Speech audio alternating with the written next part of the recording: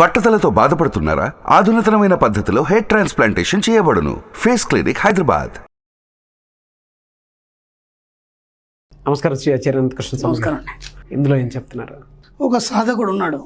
ఆ సాధకుడు ఇప్పుడు నా క్లాస్కి వచ్చిన వాళ్ళు కూడా చాలామంది ఏమంటారంటే, ఇక్కడ విచిత్రం ఏం జరుగుతుందంటే, క్లాస్కి వచ్చిన తర్వాత చాలామంది భయం అవుతుంది. క్లాస్కి రాకముందు వాళ్ళు ఎలా సహజ స్థితిలో బతికేశారు, జీవించలేదు, సహజ స్థితిలో బతికేశారు. ఇబ్బంది ఏం లేదు, ఎందుకంటే వాళ్ళకు యాటిట్యూడ్ కానీ ఆ యొక్క లైఫ్ అనేది అలవాటు అయిపోయింది. అవును, మన క్లాస్కి వచ్చిన తర్వాత జీవించాలన్నప్పుడు ఒక ఉన్నత స్థితిలోకి వెళ్ళిపోవాలి. దానికోసం మనం అఫర్మేషన్స్ చేయాలి, అంటే పాజిటివ్ మాత్రమే మాట్లాడాలి. ఇక్కడ కొత్త సమస్య ఏమొచ్చిందంటే, పాజిటివ్ మాట్లాడినప్పుడు అది అయిపోతుంది. ఇప్పుడు వీళ్ళకు ఏమవుతుందంటే, ఒక ఫీలింగ్, నేను ఏదంటే అది అయిపోతుంది కాబట్టి భయం వేస్తుంది. నాకు కాల్స్ వస్తున్నాయి, గురుగారు నేను ఏదంటే అది అయిపోతుంది, నేను ఇలా చెప్పాను అయిపోయింది, నెక్స్ట్ డే మార్నింగ్ ఇలా అన్నాను అయిపోయింది, అలా అంటే ఎలా భయం అవుతుంది. ఎస్, అంటే స్టార్టింగ్లో ఏమవుతుందంటే, మనం ఒక అఫర్మేషన్ చేసినప్పుడు కానీ మనీ మెడిటేషన్ చేసినప్పుడు ఏమవుతుందంటే, అంతర్లీనంగా ఉన్న శక్తి రైజ్ అవుతుంది. రైజ్ అయినప్పుడు ఏమవుతుంది, విశ్వంతో కనెక్ట్ అవుతుంది. కాబట్టి మీరు ఏదనుకుంటే అది అంతకంటే ఏం లేదు. అక్కడ పెద్ద మీరేం గొప్ప కాదు, అంతకుముందు ఉన్న పెద్ద పెద్ద వాళ్ళు కూడా పెద్ద గొప్ప కాదు. ఎవరైనా ఈక్వల్, ఇక్కడ మన సబ్జెక్ట్లో ఎవరైనా ఈక్వల్. ఎవరు మహానుభావులు కానీ మహాపురుషులు కాదు. మీరు అనుకున్నారని అంటే మీరు కూడా మహాపురుషులే. అది ఎవరితోనైనా సాధ్యం అనేది చెప్పడానికి నేను క్లాస్ చెప్తున్నాను. ఇది బాగా గుర్తుంచుకో. ఇక్కడ ఏమవుతుంది, జస్ట్ మీలో ఉన్న అంతర్లీన శక్తిని మీరు మేల్కొల్పుతున్నారు.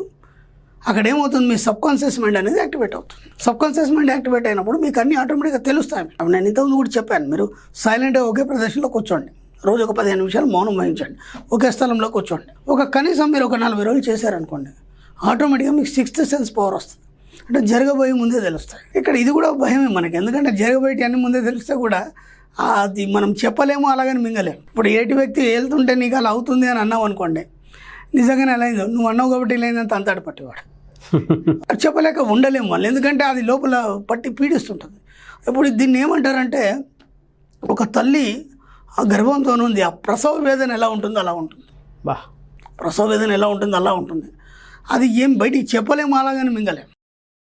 ఈ కన్ఫ్యూజన్లో చాలామంది భయపడుతున్నారు.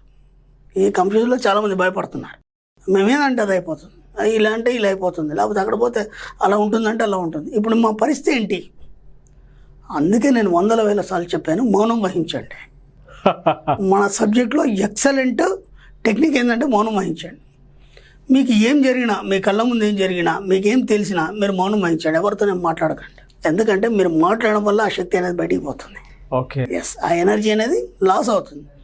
మీరు ఇంకా అలాగే లోపల ఇంకా అలాగే ఉంచుకున్నారు, మీరు ఇంకా ఆలోచిస్తున్నారు, అప్పుడు మీకు ఇంకా ఒక పాజిటివ్ ఎనర్జీ ఇంకా హై రేంజ్కి వెళ్ళిపోతుంది. మీకు అంటే ఒక ఎనర్జీ అనేది ఇంకా రెట్టింపు అవుతుంది. మీకు రెట్టింపు అయిపోయి మీరు ఆ విషయంతో అనుసంధానం అయిపోతారు.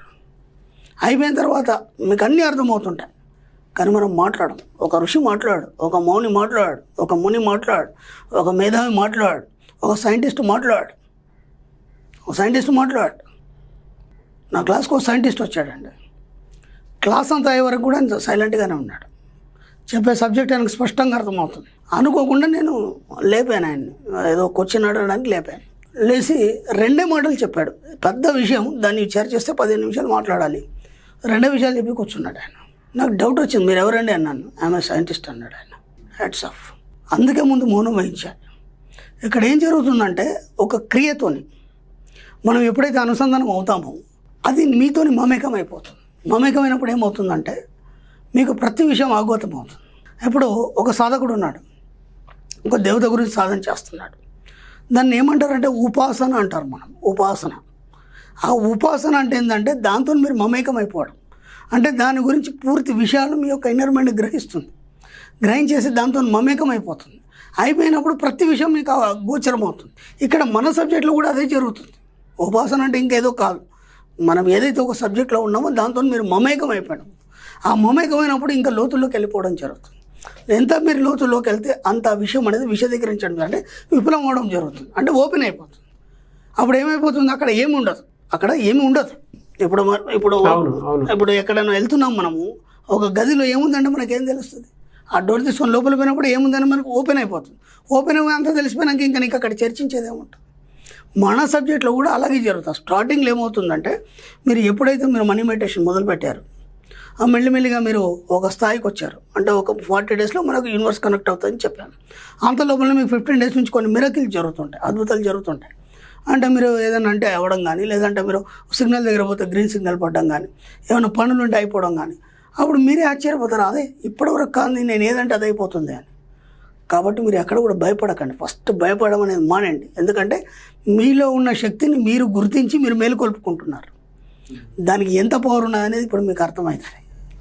అది అర్థం కాక తెలియక ఇన్ని రోజులు ఎవరి దగ్గరనో ఆ శక్తులు ఉన్నాయని చెప్పేసి వాళ్ళని మీరు ఆశ్రయించి వాళ్ళ దగ్గర చేయి చాచి వాళ్ళ కాళ్ళు మొక్కి వాళ్ళకి సేవలు పూజలు చేశారు.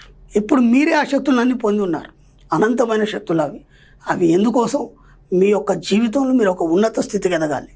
కేవలం డబ్బు సంపద ఐశ్వర్యం కాదు. ఎందుకంటే మీరు ప్రతిదీ మీ లైఫ్ ఏంటనేది మీరు చూడగలగాలి, చూసి ఒక స్థాయికి ఎదగాలి. ఆ తర్వాత వచ్చే జన్మ గురించి కూడా మీరు ఇప్పుడే ఏంటనేది మీకు స్పష్టంగా కనిపిస్తుంది. అంత లోతుకి వెళ్ళాలి. ఇది ఎలా సాధ్యమవుతుంది? నిరంతరం మీరు దాన్ని ఉపాసన చేయాలి. ఉపాసన చేయాలి. మీరు నిరంతరం ఉపాసన చేయాలంటే మీ మైండ్లో అది తప్ప ఇంకా వేరే ఆలోచనలు ఉండొద్దు. కాదు మీరేం కావాలనుకుంటున్నారు? మీరు డబ్బు సంపద ఐశ్వర్యం, ఒక ధనవంతుడిగా, ఒక కోటీశ్వరుడిగా, అది ఎలా వస్తుంది? ఎందుకు మీకే వస్తుంది? ఇన్ని వేల కోట్ల మందిలో మీకెందుకు వస్తుంది? ఆ ఆలోచనలు నిరంతరం కలిగి ఉండడమే ఉపాసన. అప్పుడు ఏమైపోతుంది అంటే దాంతో మీరు ఏకమైపోతారు. ఏకమైపోయిన తర్వాత మీకు ప్రతి విషయం అర్థమవుతుంది. ఏంటి, ఎందుకు ఇలా జరుగుతుంది, ఎందుకు ఇలా అవుతుంది. కాబట్టి ఏం జరిగినా సరే మీరు మౌనం వహించి నిశ్శబ్దం వహించి ఉన్నప్పుడు మాత్రమే దాన్ని ఇంకా ఇంకా ఇంకా చూడగలుగుతారు. మీరు ఎక్కడైనా మాట్లాడారనుకోండి, నాకు భయం అవుతుంది అనుకోండి, ఎమ్మటే అది ఆపేస్తుంది. మనం ఏం చేస్తుంటే నీలో ఉన్న శక్తిని నువ్వు మేల్కొలుపుకొని దాని ద్వారా అదే మీకు మార్గదర్శనం చూపిస్తూ మీ యొక్క జీవితానికి ఒక చుక్కనిలాగా పనిచేస్తుంది. సింపుల్. దాని మార్గంలో మీరు వెళ్ళిపోండి. అందుకే ఎప్పుడు కూడా ఎక్కడ కూడా ఎవరి దగ్గరికి వెళ్ళాల్సిన అవసరం లేదు, ఎవరిని మొక్కాల్సిన అవసరం, ఎవరిని ఏం చేయాల్సిన అవసరం లేదు. మన సబ్జెక్టులో అదే చెప్తున్నాం. నిన్ను నువ్వు మొక్కుకో. ఎస్, దేవుడు ఎక్కడ ఉన్నాడంటే అద్దం ముందు నిల్చో, కనిపిస్తాడు ఎదురు కూడా, వానికి మొక్కో. అది నువ్వే, నీ ఆత్మస్వరూపం, అది నీ అంతర్లీనంగా ఉన్నటువంటి ఆత్మ, దానికి మొక్కు చాలు, సరిపోతుంది. నీకు అన్నీ ఇచ్చేస్తాడు అంతే. అందుకే మిర్రర్ వర్క్ చేయాలని చెప్పాం మనం ఎన్నోసార్లు. అవునవును. ఉపాసన అంటే అంతే, నిరంతరం నీతో నువ్వు కలిగి ఉండడం, నిన్ను గమనించుకోవడం, నీతో పాటు నువ్వేమేమి ఊహిస్తున్నావు వాటన్నిటిని నువ్వు పొంది ఉండడం అనేది ఉపాసన. అంతకంటే కొత్త ఇంకేం లేదు. ఒక సాధకుడు దేవత విషయంలో చేసేది అదే. ఎక్కడ మనం డబ్బు సంపద ఐశ్వర్యం, అలాగే మనల్ని మనం తొంగి చూసుకోవడానికి చేస్తున్నది అదే. ఇంకా సంబంధం లేదు, తేడా ఏం లేదు దీంట్లో. ఆ ఉపాసన అంటే ఆ ఉపాసన బలాన్ని ఎప్పుడైతే మీరు కలిగి ఉన్నారో అన్నీ మీకు తెలుస్తాయి, అన్నీ మీరు చూసుకోగలుగుతారు. కాబట్టి ఎక్కడ కూడా భయపడకండి, తొందరపడి ఎవరికి అని చెప్పకండి. ఎందుకంటే మన సబ్జెక్టులో మౌనం వహించమన్నాం.